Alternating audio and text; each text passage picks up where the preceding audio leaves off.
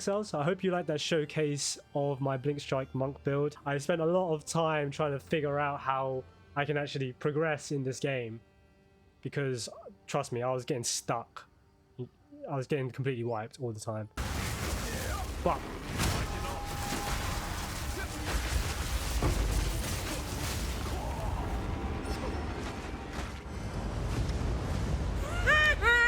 so yeah, I just wanted to go over the build. You've seen me go through those delirium maps and the rituals, and I wanted to go over my thought process of the passes I've taken, the gems, as well as the itemization as well. You could also find this guide out on Maxroll. I have put this in a PoE planner. This will be in the link in the description below. If you have any suggestions or just any comments on the build, feel free to leave a comment down below in the comment section. So, with that out of the way, let's go over my passives. So, for the ascendancies, I have gone for I Am the Blizzard, just for the extra cold damage as well as the chilled ground. It helps a lot with the freezing. And I've gone for Unbound Avatar, just gives us more damage. I have stacked over as much critical damage or critical strike chance as possible without messing with our defenses too much. I've tried really just going into damage, which, to be fair, once we really just focus on damage, we could get over 200k DPS on our Ice Strike. The problem with that is, well, obviously you're going to die and you get stun locked or frozen. So yeah, it's not recommended. I've tried it and it's not a fun time. Carrying on with our ascendancies, I've gone into Elemental Expression. This helps with, well, the fact that we're stacking crits. So as we stack more crits, we do more Elemental Expression. This also runs into an issue which I'll go over later, which is mana. But I have gone around it kind of. Going with our defenses, I've gone into Stun Threshold. So we just boost the hell out of our energy shield. I've gone into Chaos Inoculation, so then we don't have to deal with any with chaos damage, especially in times where you're in Shrine and you have those purple cysts that blow up, and it's an incredibly small area and you can get one shot pretty quickly. This is incredibly important. Icebreaker.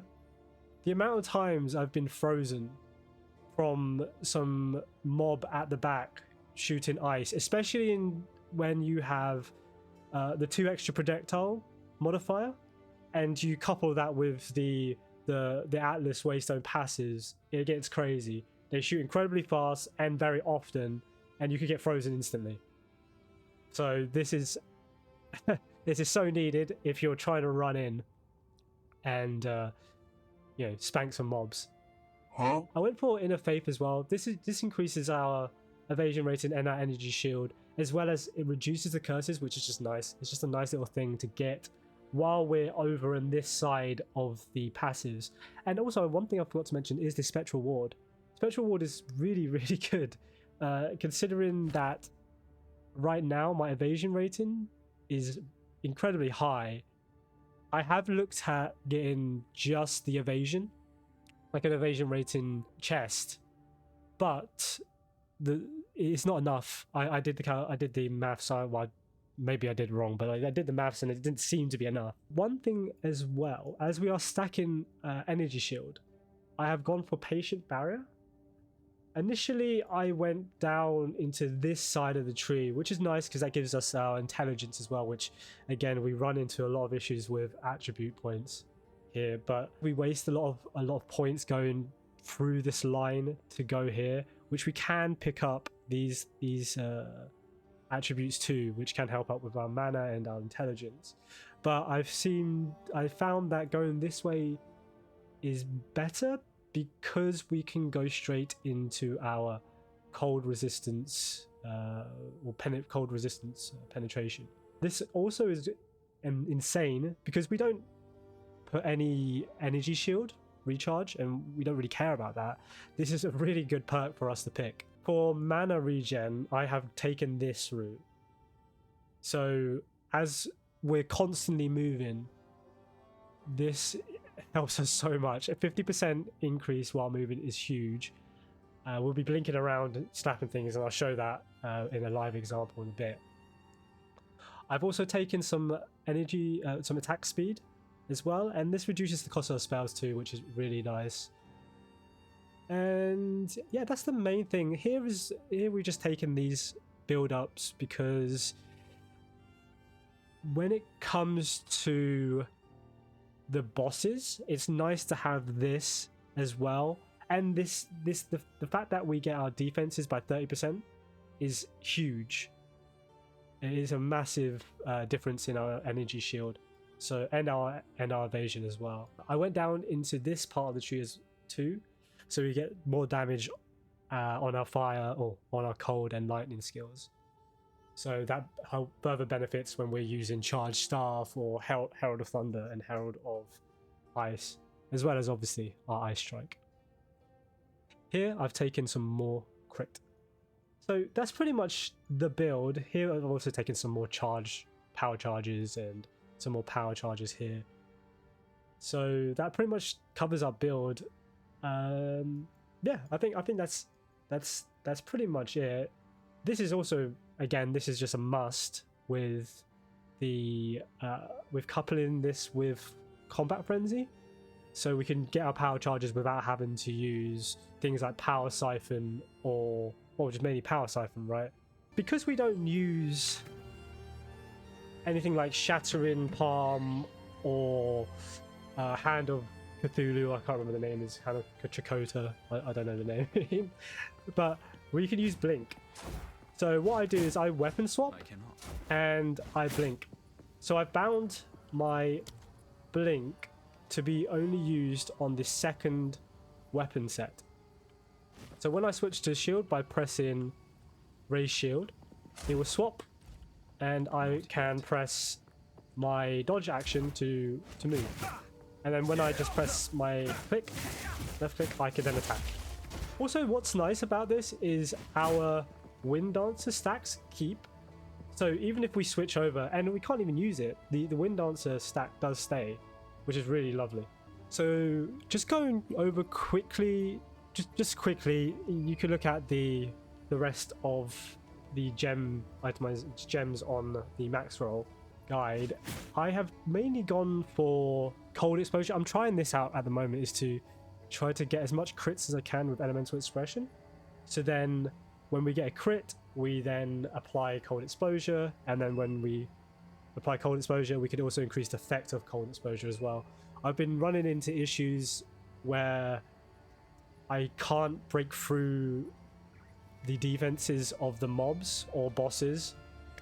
So yeah, so I've taken this into account so we can slowly strip away those defenses, as well as, you know, going into the passive tree helps. Here I've taken Heft, I've taken Concentrated Effect, which does actually apply. When I take off this, you can see the DPS just go down by quite a huge amount, right? So this is really nice. The amount of damage we can do is great, and because it says less area of effect, I'm assuming that just means less distance you can travel. But either way, we use this to blink in, right? Which is incredibly helpful when blinking in and out of combat. I've just taken a bunch of damage, really. And the one key gemstone I've taken is Ambush. So the idea is, if we have a high enough damage or high enough crit damage, and we're going to have really high chance of critting, as long as they're on full life, obviously, we can basically just one-tap mobs and they all just explode. And because of this item, where enemies chilled by your hits can be shattered as though frozen, because we apply a cold effect on an enemy, as long as they die, they will shatter, meaning that everything else shatters, and then we'll get a bunch of damage of this, which, by the way, This also does a shit ton of damage because we're adding crits to it. So this will crit. We will consume a freeze, which I think this works because the way that this works is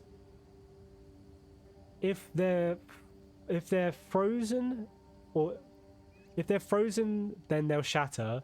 But because we're chilling them as if they were frozen, and because they shatter, therefore they are frozen. So it should consume a freeze. I hope that made sense, but I think this works. I've taken Soul Thief as well because we run into a lot of mana issues. One thing I will say is in bosses, as long as I remember, this is the one thing I would change when I go and move into bosses, because once you know, they're not going to be on full health for long, and we're not going to kill them in one hit. So having some damage to build up our mana back is great. I've put on more damage, a long shot for more damage when we attack further away. This is really handy when we are shooting out on mobs and packs of mobs, and maybe a mob didn't die at the back. Maybe they were too far, or for some reason the Herald of Ice didn't do enough damage. We can attack from the back, and because our damage can be chilled, right? This can also, again, proc the Herald of Ice. I have also applied this Innervate, which is great, because when we do a shot on the enemy, then we get a bit of extra lightning or extra damage as lightning, and we don't remove charges when we consume them, which is awesome. And Ferocity. Now, Ferocity I've been using for a very long time now, and I believe it works because when I take it off, I don't attack as fast, and I don't run into as many mana issues, because once this procs, you attack really, really quickly.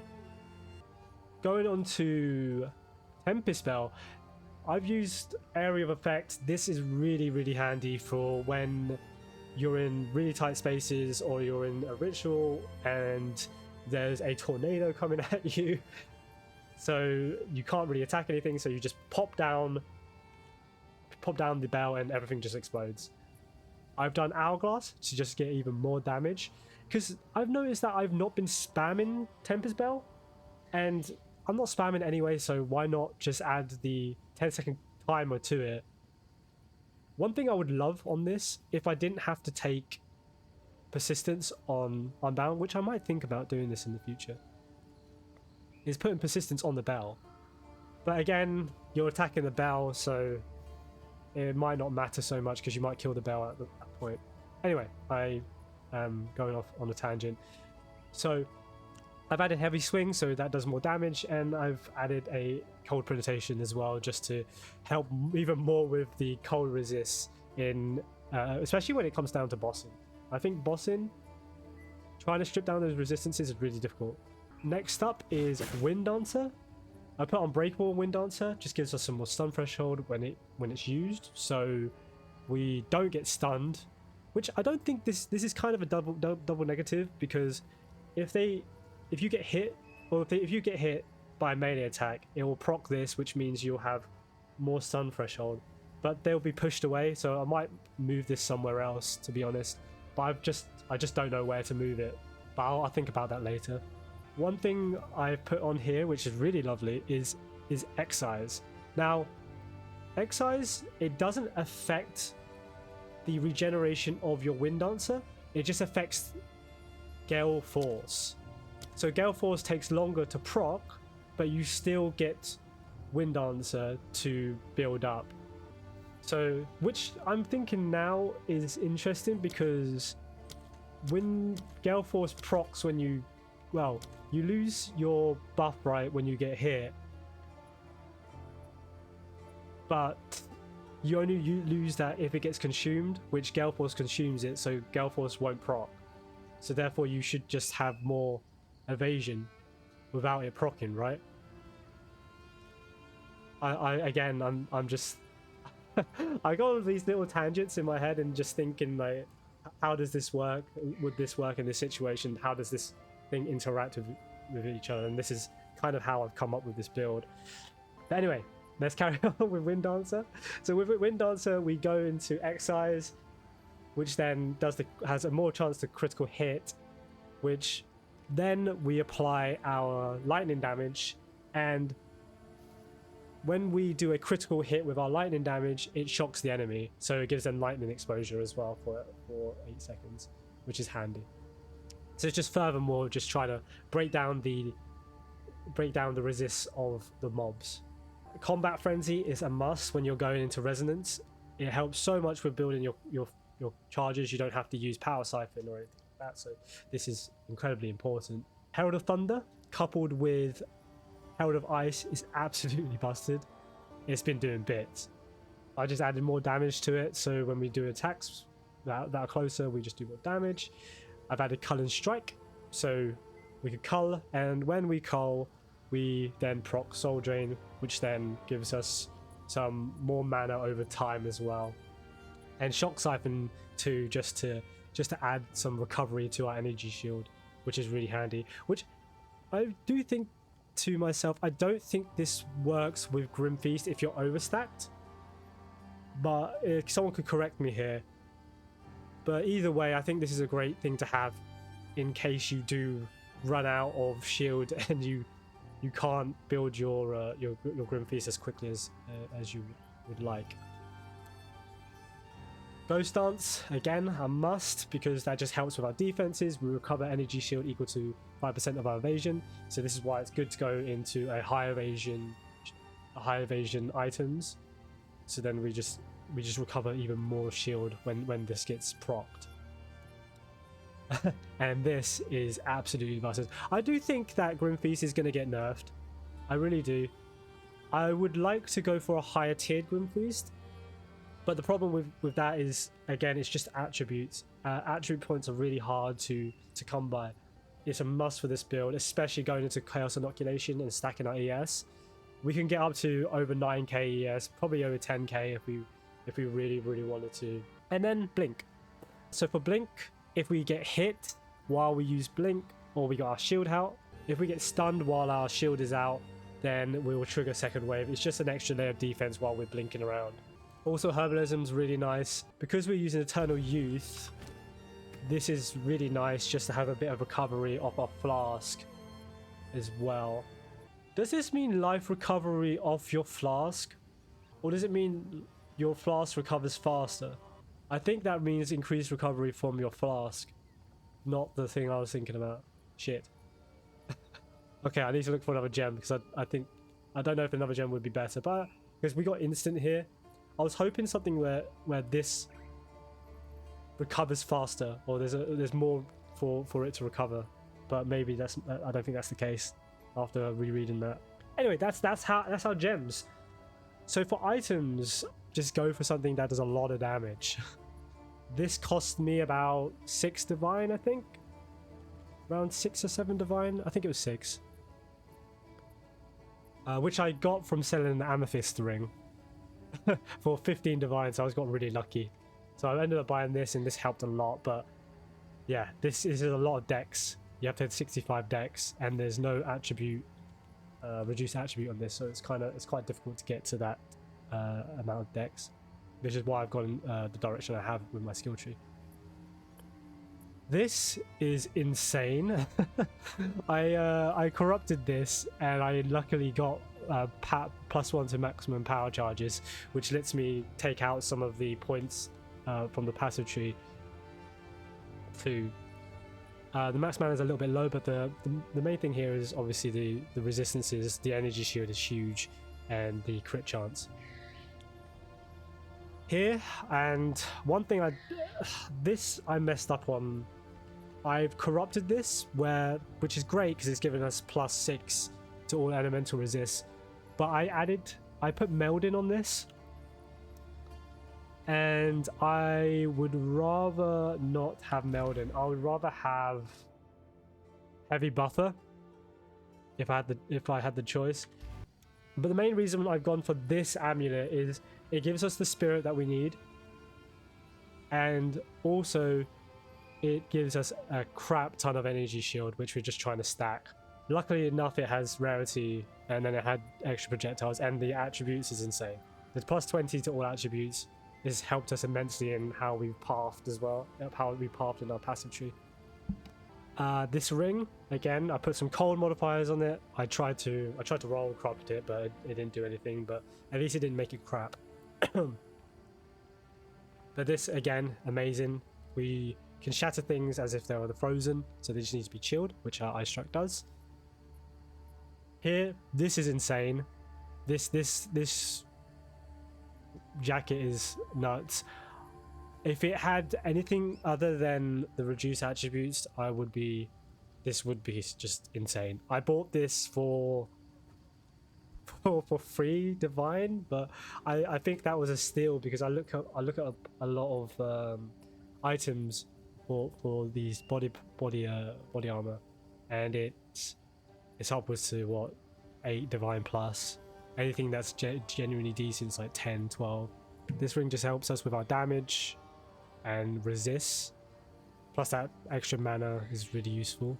This, again, amazing. It adds extra damage. We get some attribute points, and we add some, we take some mana from our physical damage as well, physical attacks.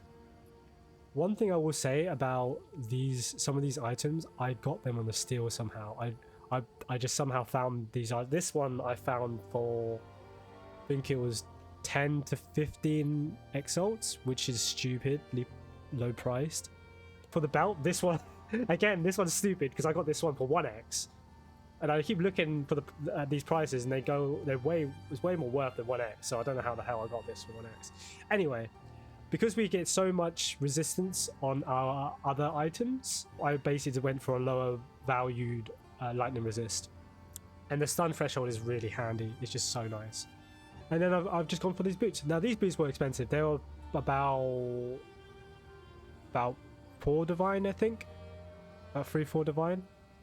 So that gives us our movement speed, again, energy shield, and it just sorts out our resists and gives us a bunch of thresholds. We have incredible mana regen on that, plus the corruption on that is great, so the mana regen is insane. And for my secondary, when I run into issues, or when I run into some bosses, I just spam this, and then I go into the fight, and then I drop the bell down, and then yeah, this adds a bunch of fire. Then we do more fire exposure to it. We put the seal on so it casts twice, so we get even more, and then just add the cast speed. It's quite nice. Let's go into a tier 15 map just to showcase the build and what I do and when I go into these maps. Hey, before we go into the demonstration, here it is. Here's my Atlas tree at the moment. So we have gone into the precursor tablet. Increase the explicit modifiers on the maps. There's a bunch of clusters of lost towers. This seems to absolutely crack out these mobs. So I've taken this keystone for unstable energies to increase the effect of our waystone modifiers as well. Same here too. More just ways to juice the waystones as much as possible and to make the rares extremely strong. Anyway, back to the demonstration. So let's see what I want to pick first, because some of these are very dangerous to us. This sucks, by the way. This really sucks. It makes it harder for us to freeze them or chill them, and they can hit us pretty darn hard. This one's okay. This one's great because this does chaos damage to us. They're evasive, but it's fine. It's a nice trade-off. So I'm gonna up this real quick. That's good. That's really good. Let's see what happens with chaos. Yeah, that's fine. This is a really good map. I say that and I'm about to go die, but let's see. Because sometimes some of this shit can get really crazy. So level 80, we have +1 to due to the corruption. This is tier 15. We can go into tier 16s, but they are incredibly difficult, especially once you go into ones that are irradiated. If you have irradiated and corrupted and it's a plus 16, it's next to, it's insanity. You can do it, but it's so it's hard. It's so difficult. I don't think it's worth the stress, especially when you die, you lose 10% of your progression. So what I do first when I join these maps is, especially when I join a delirium like that, I try to at least get a couple of kills of other mobs first, just so I could build my charges. And now, yeah, we just go fight. The only problem I will say is that when you try to teleport in a delirium like this, oh shit.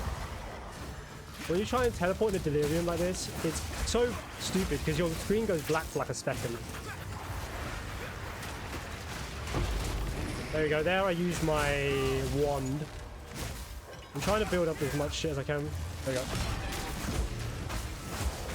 We'll do this as well. Again, man issues. That's okay.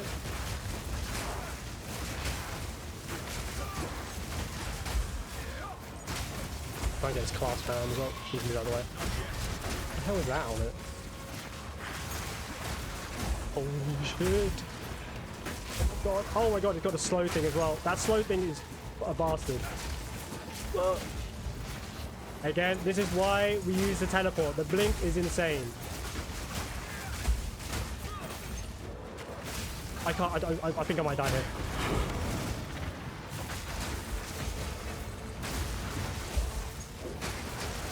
Oh my god, this is so... Try and get this class ban.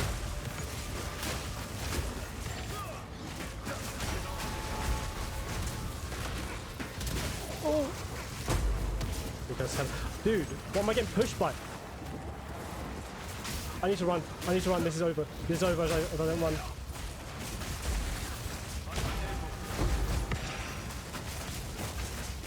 The mana is definitely a problem, as you can see. Fucking hell! I hate the fact that doesn't work properly in this.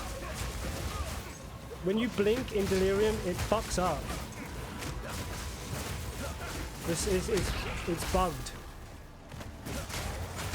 This really helps with Deliriums because in Deliriums, oh god, we don't have enough time to get to the other spots. This is going to be really nice. This is going to be really nice if we get it. In.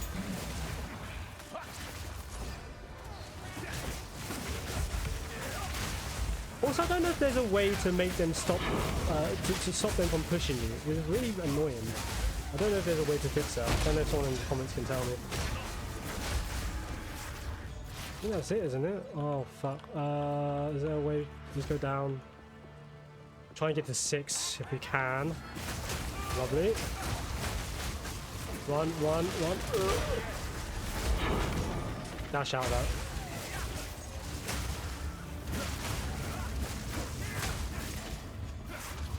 Damn it, I couldn't find any more. That lasted a long time though.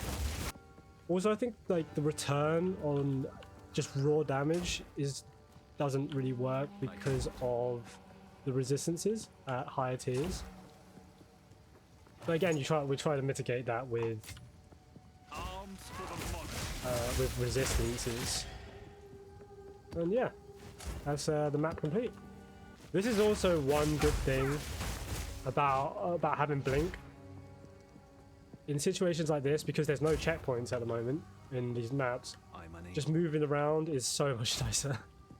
Imagine having to walk through all this shit. Yeah, if any of you try this build or you have a similar build, then please let me know in the comments below. I'll be interested to hear your thoughts or how you've gone about making a blink strike monk. But there you have it. Again, you can check out my max roll, and I'll be posting some more content on YouTube. So make sure to hit that subscribe button if you're interested in keeping up to date with this build as well as any more PoE 2 content. I hope you all have a great day, and I'll catch you in the next video. Peace.